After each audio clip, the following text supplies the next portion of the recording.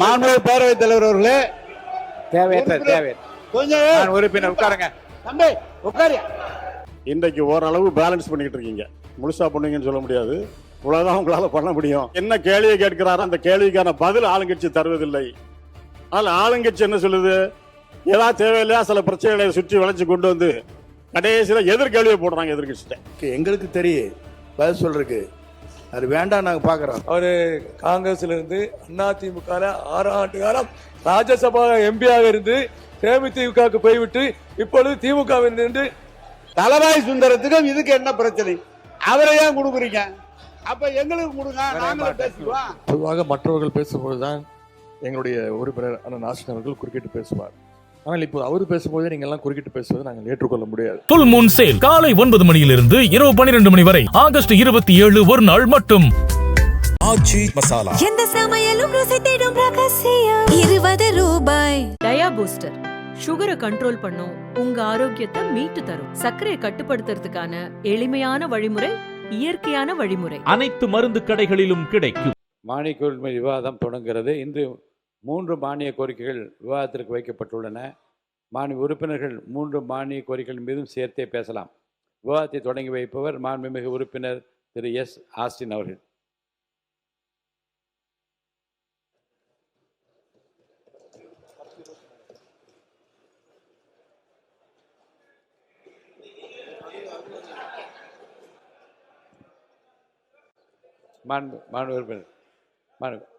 மாண்பு உறுப்பினர் தங்கம் தென்னரசு. பேரவைத் தலைவர்கள் இன்றைக்கு அனைவருக்கும் பெருமகிழ்ச்சி. காரணம் இன்னைக்கு தான் நீங்களே அவரை கூப்பிட்டுருக்கக்கூடிய ஒரு அரிய வாய்ப்பு சட்டப்பேரவைக்கு கிடைச்சது. மாண்பு உறுப்பினர் ஆஸ்டின் அவர்கள். என்றைக்குமே பேரவைத் தலைவர் கூப்பிட நினைப்பார். நான் முடியாத காரணமாக கூப்பிடவில்லை என்று நான் மகிழ்ச்சியோடு ஏற்றுக்கொள்கிறேன். மாண்புமிகு பேரவைத் தலைவர் அவர்களே, தந்தை பெரியார், பேரறிஞர் அண்ணா, நவீன தமிழ்நாட்டை செதுக்கிய சிற்பி எங்களுடைய தலைவர் முத்தமிழர் கலைஞர் ஆகியோர் இருக்கும் திசை நோக்கி என்னுடைய முதல் வணக்கத்தை செலுத்திக் கொள்கிறேன். திராவிட மாடல் அரசினுடைய நாயகர் தன்னுடைய நிர்வாக திறமையால் தமிழ்நாட்டை இந்தியாவின் முதன்மை மாநிலமாக உயர்த்திய ஓய்வறியா உதயசூரியன் திட்டங்கள் மூலம் மக்கள் உள்ளங்களில் நிரந்தரமாக குடியிருக்கக்கூடிய எங்கள் தலைவர் முத்துவேல் கருணாநிதி ஸ்டாலின் அவர்களை வணங்குகிறேன்.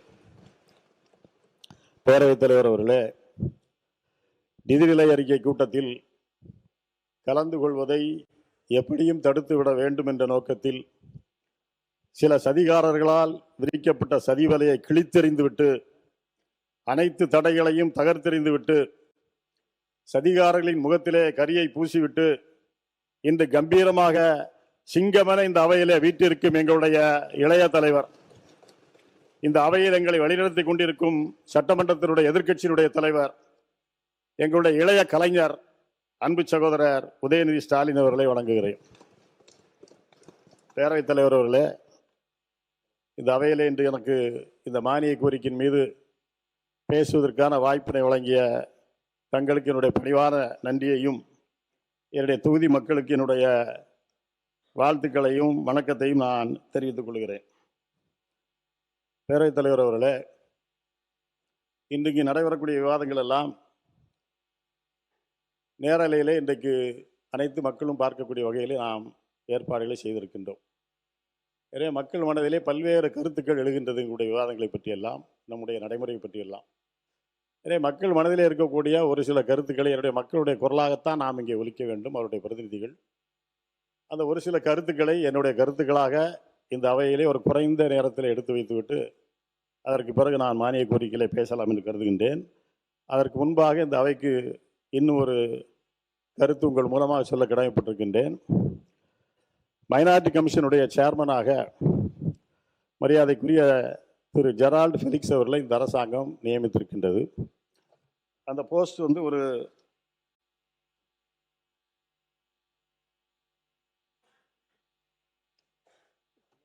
ஒரு ஸ்டாச்சுட்டரி போஸ்டாக இன்றைக்கு மதிக்கப்படுகின்றது.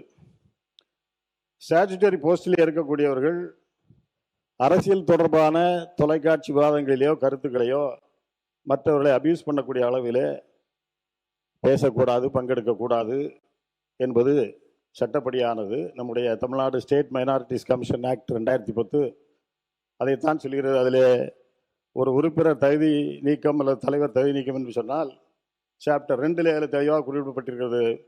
இந்த opinion of the government has no abused the position of chairperson or member as the case may be, as to render that person's continuance in the office determinate to the public interest. எனவே நான் உங்கள் மூலமாக அந்த அரசை கேட்டுக்கொள்வதெல்லாம், அவரை நியமித்திருக்கின்றீர்கள், நாங்கள் அதிலே தலையிடக்கூடிய தேவையில்லை. இருந்தாலும் இது போன்ற அரசியல் விவாதங்களிலே அவர் பங்கு கொள்வதை இந்த சட்டப்படி தடுக்க வேண்டும், அல்லது அது தொடர வேண்டும் என்று நீங்கள் விரும்பினால் அவரை இந்த பதவியிலிருந்து நீக்க வேண்டும் என்று உங்கள் மூலமாக இந்த அரசை நான் கேட்டுக்கொள்ள கடமைப்பட்டிருக்கிறேன். சட்டத்துறை அமைச்சர் அவர்கள். மாண்புமிகு பேரவைத் தலைவர் அவர்களே, அவரவர் தொலைக்காட்சி விவாதங்கள் பங்கெடுப்பது அவருடைய தனிப்பட்ட விருப்பம். அதில் ஏதாவது சட்டப்பூர்வமாக ஏதாவது தவறு இருந்தால் அது குறித்து விவாதிக்கலாம். ஏற்கனவே திண்டுக்கல் லியோனி அவர்களே அவர்கள் பாடநூல் கழகத்தை நியமித்தார். அவருடைய தினம் வேலையை பார்த்தீங்கன்னா எதிர்கட்சியினர் எதிர்கட்சியினர் விமர்சிப்பது மட்டும்தான். அதனால ஏதாவது ஒரு தவறு இருந்தால் அது குறித்து அவர்கள் புகார் தெரிவிக்கலாமா தவிர்த்து யாருமே அதுல இந்த ஸ்டாச்சுரோட இதுக்கு முன்னாடி பலர், இதுக்கு முன்னாடி அண்ணன் பீட்டர் அல்போன்ஸ் அவர்கள் இருந்தாரு, அதுக்கு முன்னாடி பலர் இந்த பொறுப்புல இருந்திருக்காங்க. அவங்க தனிப்பட்ட விவாதத்துல பொது மேடைகள்ல பேசக்கூடாதுன்னு ஒண்ணும் இல்ல. ஏதாவது தவறு இருந்தால் அது குறித்து உறுப்பினருக்கு ஒரு சின்ன விளக்கம் மட்டும்தான். ஒரு ஸ்டாச்சுட்டரி சேர்மன் போஸ்ட்டுக்கும் சாதாரண வாரியத் தலைவருக்கும் வித்தியாசம் இருக்கு. இருந்தாலும் அவர் சொல்லுகிற நாம் கவனத்தில் கொண்டு அதை எப்படி மேற்கொண்டு எடுத்து செல்லலாம் என்பதை பற்றி நாம் ஆய்வு செய்யலாம். மாண்பு உறுப்பினர் ஆஸ்டின், என்னுடைய கருத்து, நீங்கள் முடிவெடுக்க வேண்டியது பேரவைத் தலைவர் அவர்கள். மாண்புமிகு பேரவைத் தலைவர் அவர்களே, 1977 இருந்து என்னுடைய அரசியல் பணியை நான் தொடங்கியவன். 1978 மாணவர் திமுகவிலே நான் உறுப்பினராக இருந்தவன். பலருக்கு இதெல்லாம் தெரியாது. 1986 உள்ளாட்சி மன்ற தேர்தலில் போட்டியிட்டு வெற்றி பெற்று அண்ணன் நேரு அவர்கள் போல அவர் சேர்மனாக இருந்தார். நான் ஊராட்சி மன்றத்தினுடைய தலைவராக அன்று 86 பொறுப்பேற்றதிலிருந்து 40 ஆண்டு காலமாக இந்த மாவட்டத்திலே பொறுப்பில் இருந்தாலும் இல்லாவிட்டாலும் பொதுப்பணியை, மக்கள் பணியை நான் ஆற்றிக் கொண்டு வருவது பலருக்கு உங்களுக்கு தெரியும். அதே போல் நம்முடைய அண்ணன் நேரு அவர்கள், அண்ணன் வேலு அவர்கள் எல்லாம் 50 ஆண்டுகளுக்கும் மேலாக பொதுப்பணியிலே, அரசியல் பணியில் ஈடுபட்டு இந்த அவையிலே பல ஆண்டு காலம் இருந்தவர்கள். அதே போல் நம்முடைய அவை முன்னவர் அவர்கள் இருக்கின்றார், அண்ணன் செங்கோட்டையன் அவர்கள் 77 இருந்து இந்த அவையில் இருக்கின்றார்கள்.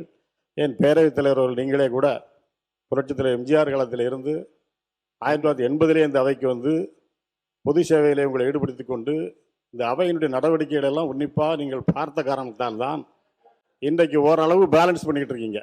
முழுசாக பண்ணுவீங்கன்னு சொல்ல முடியாது, இவ்வளோதான் உங்களால் பண்ண முடியும். ஓரளவு பேலன்ஸ் பண்ணி இந்த பக்கமும் பார்க்குறீங்க, அந்த பக்கமும் பார்க்குறீங்க. 2 பக்கமும் பிரச்சனை இல்லாத அளவுக்கு இந்த அவையை கொண்டு போக வேண்டும், அமைதியாக நடத்த வேண்டும் என்று நீங்கள் விரும்புகின்றீர்கள். அதற்கு முழுமையாக எங்களுடைய தலைவருடைய தலைமையிலே நாங்கள் உங்களுக்கு ஒத்துழைப்பு தந்து கொண்டிருக்கின்றோம். ஆனால் இங்கே நிலை என்னன்னு சொன்னால், இந்த இதில் போகிறதில் மக்கள் பார்த்து என்ன சொல்கிறாங்கன்னா, பொதுவாக எதிர்கட்சிகள் கேள்வி கேட்கக்கூடிய நிலையிலே வருவார்கள். நீங்கள் ஒவ்வொரு ஆண்டும் பார்த்துட்டே இருப்பீங்க. இத்தனை ஆண்டு காலம் சட்டமன்றத்தை பார்க்கின்ற பொழுது எதிர்கட்சி உறுப்பினர்கள் ஆளுங்கட்சியை பார்த்து என்ன கேள்வி கேட்பார்கள்? மக்களுக்கு தேவையானதை, மக்கள் என்ன கேட்க வேண்டும் என்று விரும்புகின்றார்களோ, மக்கள் என்ன பிரச்சனையில் இருக்கின்றார்களோ அந்த பிரச்சனை கேள்வியாக ஆளுங்கட்சியிடத்திலே கேட்பார்கள். ஆளுங்கட்சி உறுப்பினுடைய கடமை என்ன என்று சொன்னால், என்ன கேள்வி எதிர்கட்சிக்காரர்கள் கேட்கின்றார்களோ அந்த கேள்விக்கு சரியான பதிலை சொல்லி அவர்களை கன்வின்ஸ் பண்ணி இந்த அவையை அமைதியாக நடத்துவதற்கு முயலக்கூடியவர்கள் தான் ஆளுங்கட்சியை சார்ந்தவர்கள். இந்த நடைமுறை தான் இப்போலாம் இருந்திருக்கு. சில நேரங்களில் சலசலப்பு வருவது சாதாரணமாக. ஆனால் இப்போ இந்த 2 கூட்டத்தொடரை நாம் பார்க்கின்ற பொழுது மக்கள் என்ன நினைக்கின்றார்கள்னா, நம்ம பிரச்சனையை எதிர்கட்சி போய் பேசுகிறாங்க, எதிர்கட்சி தலைவர் பேசுகிறாரு, ஆனால் பிரச்சனை என்ன கேள்வியை கேட்கிறாரோ அந்த கேள்விக்கான பதில் ஆளுங்கட்சி தருவதில்லை. ஆனால் ஆளுங்கட்சி என்ன சொல்லுது, ஏதாவது தேவையில்லையா சில பிரச்சனைகளை சுற்றி வளைச்சு கொண்டு வந்து கடைசியில் எதிர்கேள்வியை போடுறாங்க எதிர்கட்சிட்ட. அந்த எதிர்கேள்வியை போடுகின்ற பொழுது சில வார்த்தைகளை எதிர்கட்சியில் உள்பவர்களுடைய உறுப்பினர்களை அவருடைய உணர்வுகளை தூண்டக்கூடிய வகையிலே, ப்ரொவோக் பண்ணக்கூடிய வகையிலே சில வார்த்தைகளை போடுகின்ற காரணத்தால் உங்களை அவர்கள் தர்ம சங்கடத்திற்குள்ளாக்குகிறார்கள் என்பதுதான் என்னுடைய பதில். அவை முன்னவர், நான் அதை பற்றி விளக்கமாக அவர் பேசி முடிக்கிட்டோம். மாண்பு பேரவைத் தலைவர் அவர்கள், மாண்பு உறுப்பினர்கள் மானிய கோரிக்கை பேச வேண்டிய நேரத்தில் எதிர்க்கட்சியும் ஆளுங்கட்சியை பற்றி விவாதித்து கொண்டிருக்கிறார். அதை தவிர்த்து நீங்கள் மானிய கோரிக்கையில் உரையாற்றினா நன்றாக இருக்கு. எங்களுக்கு தெரியும் பதில் சொல்றதுக்கு, அது வேண்டாம், நாங்கள் பார்க்குறோம். மாண்பு தலவாய் சுந்தரம், மாண்பு தலவாய் சுந்தரம். மாண்பு பேரவைத் தலைவர்களே, அவர் உள்ளான உண்மைக்கு புறம்பாக சொல்றேன்.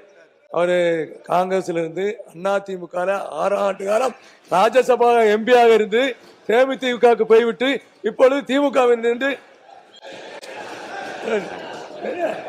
இருந்து கொண்டு இப்பொழுது பேசிக் கொண்டிருக்கிறார். ஆக என்ன உறுப்பினர் உட்காருங்க, உறுப்பினர் தலவாய் சுந்தரம் உட்காருங்க. வேண்டாம் வேண்டாம், தேவையில்லாத விவரங்களுக்கு போக வேண்டாம். தேவையில்லாத விவரங்களுக்கு முடிஞ்சிச்சு, விடுங்க, உட்காருங்க. நீங்க மாண்பு உறுப்பினர் KN நேரு அவர்கள், மாண்பு உறுப்பினர் KN நேரு அவர்கள் உட்காருங்க. மாண்பு பேரவைத் தலைவர், மாண்பு பேரவைத் தலைவர் அவர்களே, தேவையற்ற கொஞ்சம் உறுப்பினர் உட்காருங்க. தம்பி உட்காரு.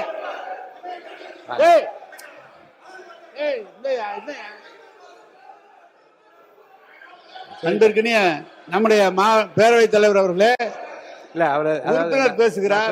சொல்லிட்டேன். உறுப்பினர் பேசும்போது சம்பந்தப்பட்ட அமைச்சர்களோ அவை முன்னவரோ பேசலாம்.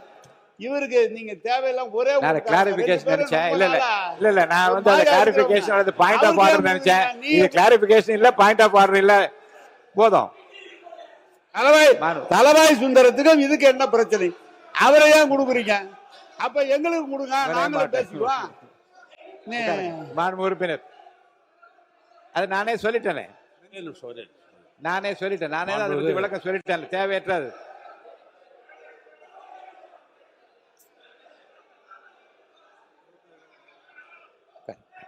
உட்காருங்க. மாண்பு உறுப்பினர் தலவாய் சுந்தரம் உட்காருங்க. ஒரு மாண்பு உறுப்பினர் வேலு அவர்கள். மாண்புமிகு பேரவைத் தலைவர்களே, உங்களுடைய செயலுக்கு நாங்கள் எப்பொழுதும் உள்நோக்கம் கற்பிக்க முடியாது. ஏன்னா இந்த அவையை பொறுத்தளவுக்கு முழு அதிகாரம் படைத்தவர், அதில் உங்களுக்கு மாற்று கருத்து அல்ல. எங்களுடைய உறுப்பினர்கள் பேசுகிற பொழுது தலவாய் சுந்தரம் என்று ஏதாவது ஒரு பெயரை அவர் குறிப்பிட்டிருப்பானால் அவர் வந்து என்ன சொல்றீங்களா அவர் கேட்கறதுக்கு ஒரு வாய்ப்பு இல்ல. ஒரு நானே கிளாரிபிகேஷன் தான் கேட்கறான்னு சொல்றேன். அவர் விவரமா பேசக்கூடிய கிளாரிபிகேஷன் கேட்கிறாரு அப்படின்னு தான் நான் அவர் அலோவ் பண்ணேன். நான் அவரது இது போன்ற நான் சொல்றேன், இது போன்ற நிகழ்ச்சிகளை வந்து அவரை பற்றி ஏதாவது நான் குறிப்பிட்டிருந்தாலோ அவர் வந்து ஒரு கிளாரிபிகேஷன் கேட்கலாம், ஒன்றும் தப்பு இல்லை. ஆனா எதுவுமே இல்லாத பொழுது இப்படி சொன்னோம்னா சட்டசபை நடத்த முடியாது. மாண்பு எதிர்க்கட்சி தலைவர் அவர்கள். மாண்புமிகு பேரவைத் தலைவர் அவர்களே, பொதுவாக மற்றவர்கள் பேசும்போதுதான் எங்களுடைய உறுப்பினர் அண்ணன் நாசின் அவர்கள் குறுக்கிட்டு பேசுவார். ஆனால் இப்போ அவர் பேசும்போதே நீங்கள் எல்லாம் குறுக்கிட்டு பேசுவதை நாங்கள் ஏற்றுக்கொள்ள முடியாது. அது தவிர நம்முடைய முன்னாள் அமைச்சர் மூத்த உறுப்பினர் அண்ணன் திரு தலவாய் சுந்தரம் அவர்கள் குறிப்பிடும்போது பல வரலாறுகள்லாம் குறிப்பிட்டு இவர் அங்கே இருக்க அதெல்லாம் நீங்கள் அனுமதிக்கக்கூடாது, இதை நீங்கள் என்கரேஜ் செய்யக்கூடாது. அப்படி அவர் பேச ஆரம்பித்தால் நாங்களும் பேச ஆரம்பிப்போம். ஏன்னா இங்கே இருக்கக்கூடிய பல்வேறு தலைவர்கள், பல்வேறு உறுப்பினர்கள் பல்வேறு இடங்கள்லேருந்து வந்திருக்காங்க.